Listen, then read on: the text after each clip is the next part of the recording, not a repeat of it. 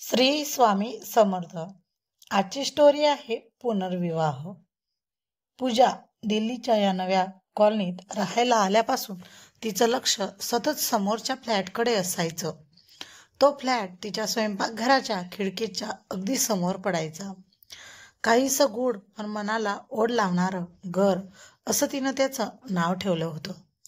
सुमारे 30-35 वर्षाचा एक पुरुष सतत आत बाहेर करताना दिसायचा. त्याची धावपळ कळायची. एक वयस्कर जोडपही अधूनमधून दिसे. 5-6 वर्षाचा एक गोजीरवाना मुलगाही दिसायचा. त्या घराविषयीची पूजाची उत्सुकता अधिकच चाळवली. जेव्हा त्या घरात तिला एक तरुण सुंदर मुलगीही दिसली. क्वचितच ती बाहेर पडत असावी. तिचा सुंदर निरागस चेहरा आणि उन्हाळ्यातही तिनं डोक्याला बांधलेला स्कार्फ बघून पूजाचं कुतूहल आणखी वाढलं. शेवटी एकदा पूजानं तिच्या दूधवाल्या गवळ्याला विचारलंच, भाऊ, तुम्ही समोरच्या घरातही रतीब घालता ना? कोण कोण राहतं तिथं? हे ऐकून दूधवाल्यानं सांगितलं, ताई, गेली 20 वर्ष मी त्याच्याकडे रतीब घालतोय, पण हे वर्ष मात्र त्याच्यासाठी फारच वाईट ठरलं आहे. बोलता बोलता त्याचे डोळे भरून आले, कंठ दाटून आला. कसा बसा तो बोलला, कधी शत्रूवरही अशी वेळ येऊ नये. भाऊ शांत व्हा, मी सहजच बोलले.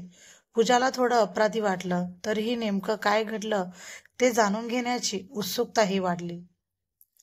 दूधवाल्यालाही कुठंतरी मन मोकळं करावं असं वाटलं असावं. तो स्वतःला सावरून बोलायला लागला, काय सांगू ताई, लहानशी बाहुलीसारखी होती सलोनी, तेव्हापासून दूध घालतोय मी. बघता बघता ती मोठी झाली. अशी गुणी, हुशार आणि सुंदर पोर की तिला कुणीही पसंत करावी, पण तिच्यासारख्या रत्नासाठी तेवढंच तोलामोलाचं स्थळ हवं होतं. एक दिवस आकाश साहेब त्यांच्या घरी आले. स्वतःची ओळख करून देऊन म्हणाले की मी कदाचित सलोनीनं तुम्हाला सांगितलं नसेल, पण आमचं एकमेकांवर प्रेम आहे आणि आम्हाला लग्न करायचं आहे. आकाश साहेब स्वतः दिसायला चांगले, उच्च शिक्षित, उत्तम नोकरी, चांगलं घराणं, एकुलता एक मुलगा, अजून काय हवं? सलोनीच्या आईवडिलांना एकदम पसंत पडले. त्यांनी म्हटलं, आम्हाला जावई म्हणून तुम्ही पसंत आहात, पण तुमच्या आईवडिलांना हे नातं पसंत आहे का?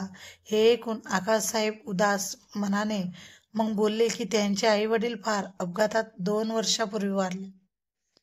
काका काकू, मामा मामी, मावशी, आत्या वगैरे सर्व नातलग आहेत. त्यांना हे लग्न पसंत आहे.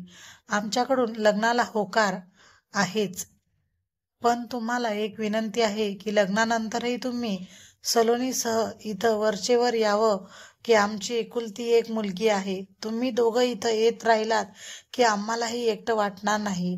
शिवाय तुमच्या रूपानं आम्हाला मुलगा मिळेल. आकाशला त्यात काहीच अडचण नव्हती. थाटामाटात लग्न झालं. 1-1.5 वर्षात एक बाळही झालं. मग हे तर सर्व फारच छान आहे. तुम्हाला वाईट कशाचं वाटतंय? पूजानं आश्चर्यानं विचारलं. सांगतो ना, दूधवाल्यानं म्हटलं. एकदा दूध घालायला गेलो तर घरात आकाशसाहेब, सलोनी, ऐश्वर्या, बाल सगळेच बसलेले दिसले. सलोनी तर खूपच दिवसांनी भेटली. म्हणताना मी म्हटलं, कशी आहेस सलोनी बेबी? किती दिवसांनी दिसते आहेस? येत जा ग लवकर. आम्हालाही फार छान आठवण येते तुझी. पण मला नवल वाटलं. काका काकीवरून माझ्याशी अत्यंत प्रेमानं आदरानं बोलणारी माझी सलोनी बेबी काहीही उत्तर न देता आत निघून गेली. मला वाटलं लग्न झाल्यावर मुली परक्या होतात, दुरावतात. कधी कधी त्यांना सासरच्या श्रीमंतीचा गर्व होतो. मी मुकाट्यानं तिथून निघालो, पण मला नंतर समजलं की सलोनीला तिच्या आजारानं थकलेला उदास चेहरा मला दाखवायचा नव्हता. एरवी सतत आनंदी असणारी, उत्साहानं सळसळणारी, तिला ब्लड कॅन्सर झाला होता. त्यावेळी ती इथं उपचारासाठी आली होती. तिचा ब्लड कॅन्सर 3rd स्टेजमध्ये होता. औषधाप्राणी प्रयत्नांची पराकाष्ठा चालली होती, पण गुण येत नव्हता. सगळ्यात नामवंत हुशार डॉक्टरांनाही दाखवलं. सलोनी बेबीची तब्येत दिवसेंदिवस खालावते आहे. वारंवार किमोथेरपीमुळे लांबसडक केस गळून टक्कल पडतंय, म्हणून तिला सतत स्कार्फ बांधावा लागतो. किती वेळा रक्त बदललं, कुठं काही कमी नाहीये उपचारात. आकाश साहेब तर सर्व काम सोडून तिच्या उशाशी बसून राहतात. खूप प्रेम आहे त्यांचं तिच्यावर. दूधवाला निघून गेला. सायंकाळी विवेक ऑफिसमधून घरी परतल्यावर पूजानं त्याला सकाळची सगळी कहाणी ऐकवली. या दुःखद कथेलाही चांगला भाव म्हणजे आकाश एक अत्यंत चांगला नवरा आहे. सलोनीची इतकी सेवा करतोय. लग्न संसार पूर्णपणे भिनलेत त्यांच्या वृत्तीत. नाही तर हल्लीच्या ही तरुण मुलं लिव्ह इन रिलेशनशिप काय सतत भांडण, सेपरेशन आणि घटस्फोट काय. एकदम तिच्यात लक्षात आलं. ऑफिसातून थकून आलेल्या नवऱ्याला चहा तरी विचारायला हवा. आल्या आल्या हे काय पुराण सुरू केलं. ती स्वयंपाकघराकडे वळली. तिचं लक्ष समोरच्या घराकडे गेलं. आज तिथं बरीच गडबड सुरू होती. घरात माणसांची संख्याही वाढली होती. काहीतरी बोलणं वगैरे सुरू होतं. तेवढ्यात ॲम्ब्युलन्सचाही आवाज आला. पूजा एकदम स्तब्ध झाली. सलोनीला काही पूजाची शंका खरी ठरली. सलोनीची तब्येत फारच बिघडल्यामुळे तिला हॉस्पिटलला हलवलं होतं. त्यांच्याशी फारशी ओळख नव्हती. तरी पूजा आणि विवेक दुसऱ्या दिवशी तिला भेटायला हॉस्पिटलमध्ये गेले. आकाशची तडफड बघवत नव्हती. डॉक्टरांनी हात टेकले होते. शेवटी तेच घडलं. त्याच रात्री सलोनीची प्राणज्योत मावळली. त्यानंतर सुमारे 2-2.5 महिन्यांचा काळ उलटला. त्या घराकडे लक्ष गेलं की पूजाला सलोनीचा तो सुंदर निरागस चेहरा आठवायचा. आकाशची तडफड आठवायची. पराधीन आहे जगतीपुत्र मानवाचा हे पटायचं आणि कर्तव्यदक्ष प्रेमळ नवरा म्हणून आकाशचं कौतुक वाटायचं. त्या दिवशी दुपारी 2चा सुमार असेल. सर्व काम आटपून पूजा दुपारी आडवी होणार तेवढ्यात दाराची घंटी वाजली. दारात एक स्त्री उभी होती. तिला हल्लीच समोरच्या घरात पूजानं बघितलं होतं. आमंत्रण द्यायला आलेत. मोठ्या मालकीनबाईनं पाठवलंय मला. काय आहे? उद्या लग्न आहे. नक्की या. पूजा काही बोलेल, विचारेल इतकही वेळ न देता ती तडकन निघून गेली. बहुधा ती फार घाईत असावी. पूजाची झोप उडून गेली. पूजा विचार न करत होती कुणाचं लग्न असावं. कारण लग्नाच्या वयात कुणीच तरुण किंवा तरुणी त्या घरात नव्हते.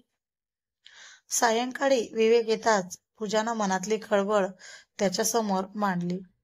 तिला वाटलं होतं की पूजा तिच्याप्रमाणेच विवेकही चकित होईल. विचार करेल कुणाचं लग्न. पण तसं काहीच झालं नाही. ती नेहमीप्रमाणे शांतच उभा होता. सहज म्हणाला, शेजारी आहेत, आपले जायला हवं. पण तुम्हाला माहित आहे का लग्न कुणाचं आहे ते? कुणाच्या लग्नाला आपण जाणार आहोत? पूजानं जरा नाराजीनंच विचारलं. तिला वाटलं की विवेक तिच्या बोलण्याकडे दुर्लक्ष करतोय. पण अगं लग्न आकाशचंच आहे. शौर्यच तर लग्न करता येणार नाही ना. किती लहान आहे तो. सलोनीच्या आई वडिलांची इच्छा आहे की लग्न लवकर व्हावं. कारण आकाशला याच महिन्यात ऑफिसच्या कामानं परदेशी जायचं. गेले कित्येक महिने सलोनीच्या आजारपणामुळे तो हा प्रवास टाळत होता. सलोनीच्या चुलत बहिणीशीच त्याचं लग्न होतंय हे ऐकून पूजाच्या पायाखालची जमीन सरकल्यासारखं वाटलं तिला. ज्या आकाशबद्दल आदर्श नवरा म्हणून तिला प्रचंड आदर आणि कौतुक वाटलं होतं, तो आकाश बायकोच्या मृत्यूला 2 महिने होतायत तोवरच पुन्हा बोहल्यावर चढतोय. मग ते प्रेम, ती सेवा, ती तडफड सगळा देखावाच होता का? नवऱ्याच्या आयुष्यातलं बायकोचं स्थान फक्त ती जिवंत असेपर्यंतच असतं का? बायको मेली की तिचं नावही पुसून टाकायचं आयुष्यातून. मला काही झालं तरी विवेकही असंच करेल का? पूजा या विचारांनी इतकी दुःखी झाली, भांबावली की ती पटकन सोफ्यावर बसली. दोन्ही हातांनी तिनं डोकं दाबून धरलं. सगळं घर फिरतंय असं तिला वाटलं. विवेकनं तिला आधार दिला. काय झालं ग पूजा, काय होतंय? त्याने तिला प्रेमळ शब्दात विचारलं.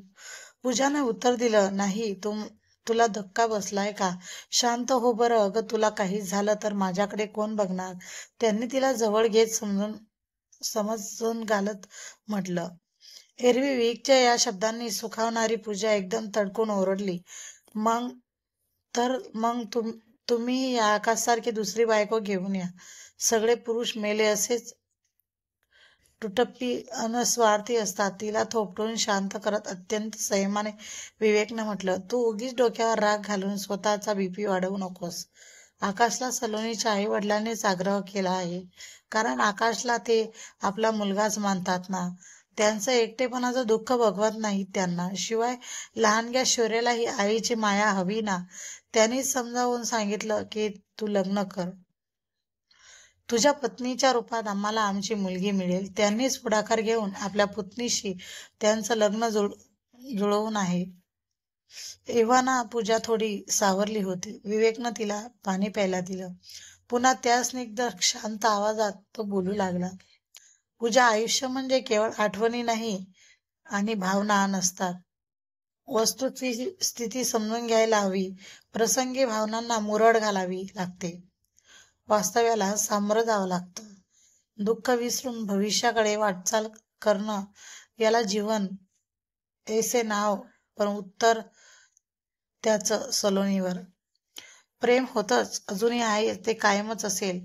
दुसरं लग्न करतोय म्हणून सलोनीला विसरला असं नाही. पण सलोनी आता परत येणार नाही.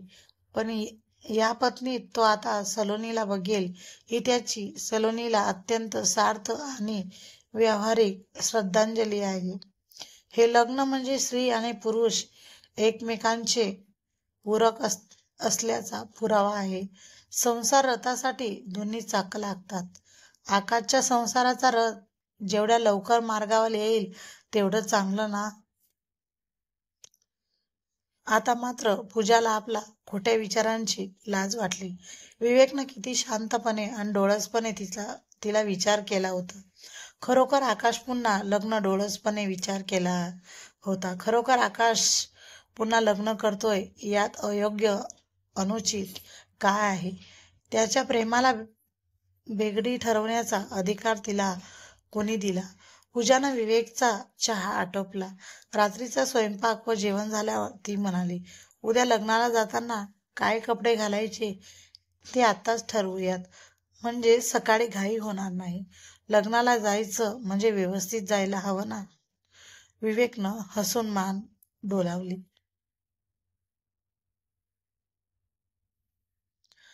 चला मित्रांनो, तुम्हाला ही स्टोरी कशी वाटली मला कमेंटद्वारे कळवा. आणि आपल्या चॅनलवर नवीन असल्यास लाईक करा, शेअर करा आणि सबस्क्राईब करायला मात्र विसरू नका.